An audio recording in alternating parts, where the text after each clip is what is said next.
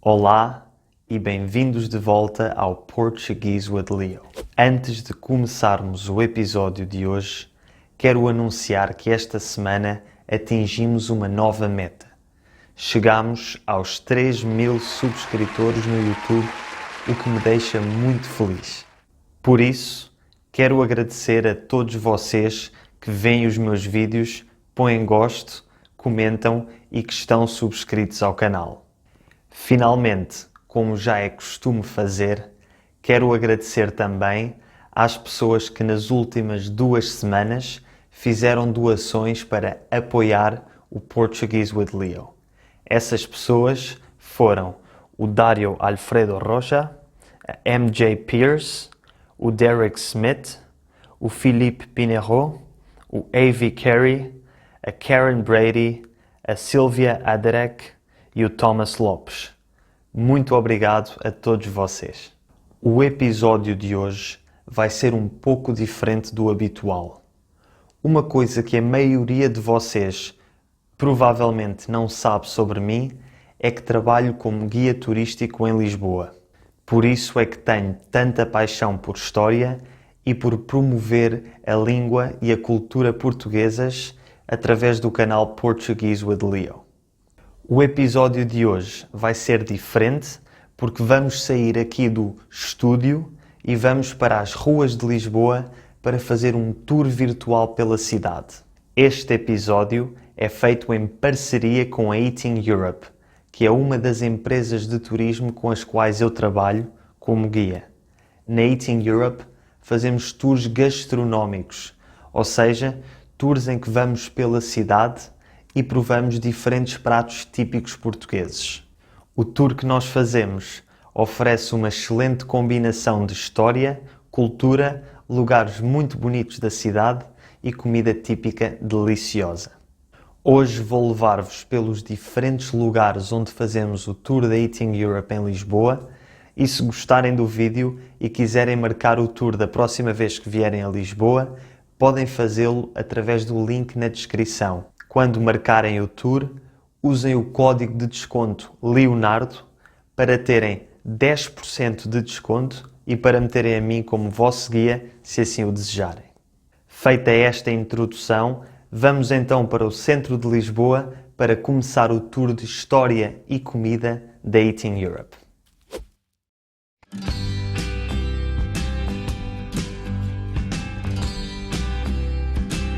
Estamos na Praça dos Restauradores, que é o ponto de partida do nosso tour de história e comida. Esta praça celebra a restauração da independência de Portugal, que ocorreu a 1 de dezembro de 1640. Portugal é um país muito antigo, com quase 900 anos. Desde o século XII, Portugal é um país soberano, ou seja, um país independente de qualquer outro país. No entanto, no século XVI, houve uma crise de sucessão ao trono. Uma crise de sucessão acontece quando um rei morre sem deixar herdeiros. E neste caso, o rei português Dom Sebastião morreu em 1578 sem deixar filhos nem filhas para lhe sucederem no trono. 2 anos mais tarde, em 1580, acabou por ser o rei de Espanha, Dom Filipe II, a tornar-se rei de Portugal, e Portugal esteve durante 60 anos sob o domínio do Império Espanhol. Ou seja, durante esses anos, Portugal deixou de ser independente. A 1 de dezembro de 1640, ocorreu então uma revolta para restaurar a independência portuguesa. E desde então, Portugal voltou a ser um reino soberano e independente, com um novo rei, o rei Dom João IV. O dia 1 de dezembro é um feriado nacional em que celebramos a restauração da independência. E nesse dia vou fazer um episódio a falar com mais detalhe sobre este acontecimento histórico. Desde a Praça dos Restauradores, vamos até à Rua das Portas de Santo Antão para visitar um lugar especial. O lugar onde vamos entrar agora é um dos segredos mais bem escondidos da Baixa Lisboeta. É um lugar que mesmo muitos lisboetas não conhecem. E aqui vamos explorar um pouco da história dos mouros em Portugal. A palavra mouros é a palavra usada para falar dos habitantes muçulmanos do norte de África na Idade Média. Em inglês diz-se Moors. Embora sejam originalmente do norte de África, os mouros viveram em Portugal durante muitos anos, desde o século VIII até ao século XIII. Este lugar que estamos a visitar chama-se Casa do Alentejo. O Alentejo é a maior região de Portugal, situado entre o Rio Tejo e o Algarve, e a Casa do Alentejo é um centro cultural alentejano em Lisboa. Quando viveram em Portugal, os mouros estabeleceram-se durante mais tempo no sul do país e, por isso, a sua influência sente-se sobretudo no sul, nas regiões do Alentejo e do Algarve. Para comemorar esta influência dos mouros, a Casa do Alentejo tem uma decoração ao estilo do norte de África. Quase que parece que estamos em Marrocos ao entrar aqui. Esta influência moura também se sente na língua portuguesa e existem, na verdade, centenas de palavras portuguesas que vêm do árabe. A maioria destas palavras são fáceis de identificar porque começam quase todas com AL, como, por exemplo, a palavra aldeia, que é o nome que se dá a uma pequena povoação rural. Em inglês diz-se village. Em seguida, passamos à Praça de São Domingos, onde está a famosa Igreja de São Domingos, que muitas pessoas acreditam estar amaldiçoada. Acredita-se que esta igreja está amaldiçoada porque no dia 19 de abril de 1506, esta igreja e esta praça foram o lugar onde se iniciou um dos acontecimentos mais tristes da história de Lisboa, o massacre dos judeus que viviam em Lisboa, que foi um massacre que durou 3 dias e durante o qual foram mortos mais de 2.000 judeus. Desde esse acontecimento, esta igreja foi destruída em 3 ocasiões diferentes ao longo da história. 2 vezes por terremotos e uma 3ª vez por causa de um incêndio que a queimou por dentro em 1959. Por causa de tudo isto, as pessoas começaram a acreditar que a igreja estava amaldiçoada e decidiu-se deixá-la destruída e pintá-la de vermelho para representar o sangue derramado durante o massacre e o fogo do incêndio. Esta igreja é um lugar muito único e muito especial e para se falar com detalhe sobre toda a sua história, seria necessário um episódio inteiro dedicado a ela. Se isso vos interessar, por favor, digam nos comentários. De seguida, atravessamos a Praça da Figueira, uma das principais praças do centro de Lisboa, e subimos umas escadinhas escondidas chamadas Escadinhas de São Cristóvão. Aqui encontramos um mural emblemático feito pelo ilustrador Nuno Saraiva em 2013 como tributo ao fado português, o estilo musical mais importante em Portugal e que nasceu aqui nas ruas dos bairros de Alfama e da Moraria. Se quiserem saber mais sobre a história do fado, a forma como surgiu em Portugal e a sua importância para os portugueses, sugiro que vejam um vídeo que eu fiz dedicado inteiramente a este tema. Depois de continuar a subir as escadas, chegamos finalmente ao restaurante onde vamos provar 2 deliciosos pratos típicos portugueses. O restaurante onde vamos comer chama-se Tasquinha Canto do Fado e é a única casa de fados da Moraria. Vamos provar 2 pratos típicos portugueses, o bacalhau à Brás e a vitela assada com puré de batata, e este último é um prato especial que não está no menu, mas que o chefe João, o cozinheiro do restaurante faz especialmente para o tour da Eating Europe. E agora o chefe vai explicar um pouco como é que se cozinha cada um destes pratos. Mas atenção, ele fala um pouco mais rápido do que eu, por isso vai ser um desafio perceber tudo o que ele diz.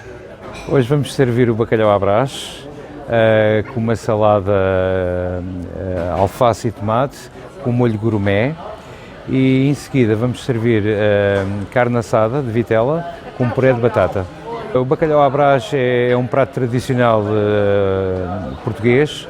É feito com cebola, é refogado o alho, é refogado juntamente o bacalhau, a seguir leva batata palha, juntamente com ovos, é tudo misturado, leva um bocadinho de sal a QB e um bocadinho de pimenta preta e está um bacalhau perfeito. O bacalhau à Brás é um dos pratos mais populares em Portugal e é uma das centenas de maneiras que há de cozinhar o bacalhau em Portugal. O seu nome vem da pessoa que inventou a receita, um taberneiro de Lisboa que se chamava Brás. A palavra taberneiro significa o dono de uma taberna, e uma taberna é o nome que se dá a um restaurante pequeno, rústico e acolhedor. É o equivalente a tavern em inglês.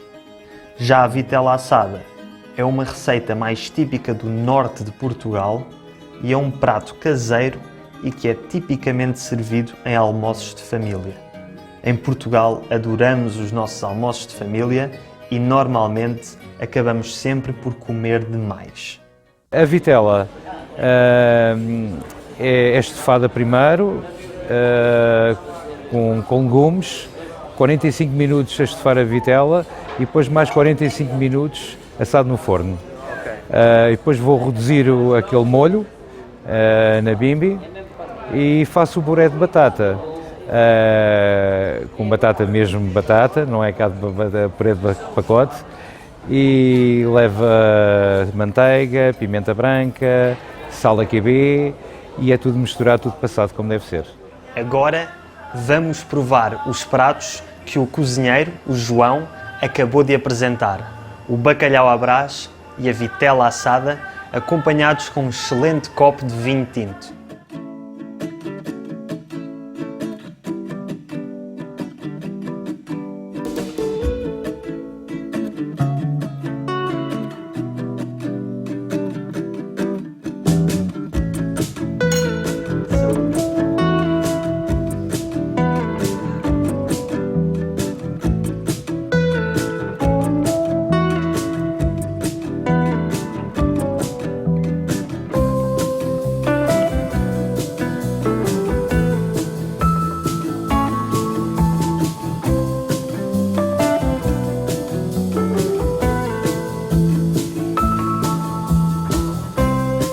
Depois desta fantástica refeição, está na hora da sobremesa. E se vocês viram o meu primeiro episódio, sabem exatamente qual é que é a sobremesa mais típica e mais deliciosa em Portugal: o pastel de nata. Hoje vamos à pastelaria Santo António, que ganhou em 2019, o ano passado, o prémio de melhor pastel de nata de Portugal. Por isso, vamos entrar, sempre com a máscara, sempre em segurança. Para aqueles de vocês que quiserem saber mais sobre a história e tradição do pastel de nata, sugiro que vão ver o meu vídeo sobre o café e o pastel de nata. Obrigado, até à próxima. Obrigado. Deus. Depois desta deliciosa sobremesa, falta tomar um digestivo para completar a nossa experiência gastronómica. Por isso, vamos ao bairro de Alfama, o bairro mais antigo de Lisboa, e pelo caminho vamos parar num dos miradouros mais bonitos da cidade, o Miradouro de Santa Luzia. A última especialidade que vamos provar é a famosa ginginha de Óbidos. A ginginha é um licor feito à base de ginja, que é uma espécie de cereja, e que é confeccionada sobretudo na região de Óbidos, perto de Lisboa. Esta bebida foi criada no século XVII por um frade num convento em Óbidos que aproveitou a existência de ginjas em grande quantidade para fazer esta bebida. É uma bebida muito típica e muita gente faz a sua própria ginginha em casa, como é o caso da Dora, que a vende aqui no bairro de Alfama. Estamos a entrar no coração do bairro mais antigo de Lisboa, Alfama, e vamos beber uma das bebidas mais típicas de Portugal, uma ginginha caseira.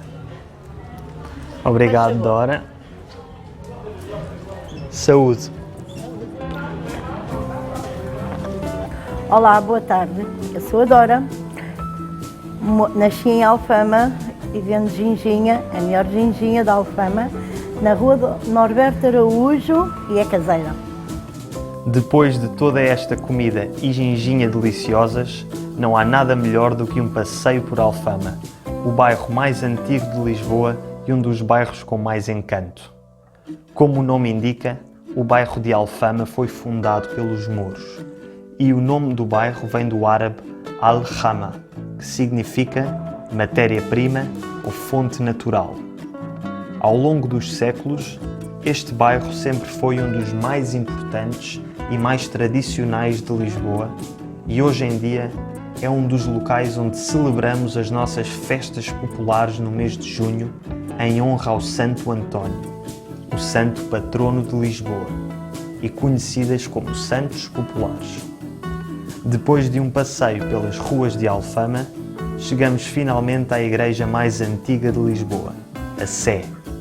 Esta igreja começou a ser construída em 1147, após a conquista da cidade aos mouros, e como forma de demonstrar que Lisboa era agora uma cidade cristã do Reino de Portugal.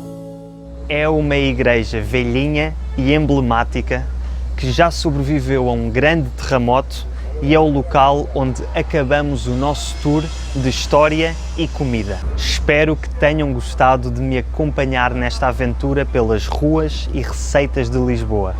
Por favor, deem um gosto no vídeo e se gostam deste estilo de vídeos e querem que eu faça mais vídeos assim, por favor, digam nos comentários. Mais uma vez, relembro-vos de que se quiserem fazer este tour na vida real, tendo-me a mim como guia, basta clicarem no link na descrição e usarem o código de desconto Leonardo para terem 10% de desconto. Obrigado e até à próxima!